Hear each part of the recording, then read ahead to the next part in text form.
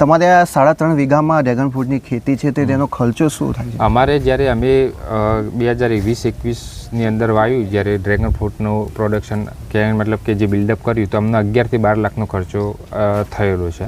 આમાં એવું કહેવાય છે કે ડ્રેગન ફ્રૂટની અંદર સામાન્ય ખર્ચો 4 થી 5 લાખ રૂપિયા વીઘે ગણી લેવાનો, બરાબર. અત્યારે ગવર્મેન્ટ જે ખરીને આપણે એ સબસિડી બી આપે છે વીઘા ઉપર અથવા એકર ઉપર અલગ પ્રકારની સબસિડી બી એની વ્યવસ્થા કરી છે. આના પહેલાં સબસિડી ઓછી આપતા હતા. હવે જેમ જેમ ડ્રેગન ફ્રૂટનું વાવેતર થાય છે એમ લોકોમાં એની ઉપયોગિતા વધે, એના માટે સબસિડી બી, જેમ કે ખેડૂત જાગૃત થાય, એ બી નવો કહેવાય કે ડ્રેગન ફ્રૂટ કરી શકે, તો એના માટે એ લોકો સબસિડી, આપણા ગવર્મેન્ટ બી સબસિડી આપે છે. તમને મળી છે સબસિડી? હા, અમને બી સબસિડી મળી છે. અમે ડ્રેગન ફ્રૂટ વાવ્યું એના પછી, કહેવાનો મતલબ કે એના પછી ગવર્મેન્ટે સબસિડી ચાલુ કરી. અમે એના 1 વર્ષ પહેલાં ડ્રેગન ફ્રૂટનું વાવેતર કરી દીધું હતું અને એના પછી ગવર્મેન્ટે સબસિડી જાહેર કરી હતી. જો કે અમને સબસિડી મળી હતી એ વખતે 50-60 હજારની આજુબાજુ સબસિડી હાલતા હતા. અત્યારે 1.5 લાખ કે 1.5 લાખની આજુબાજુ સબસિડી હાલતા હોય છે.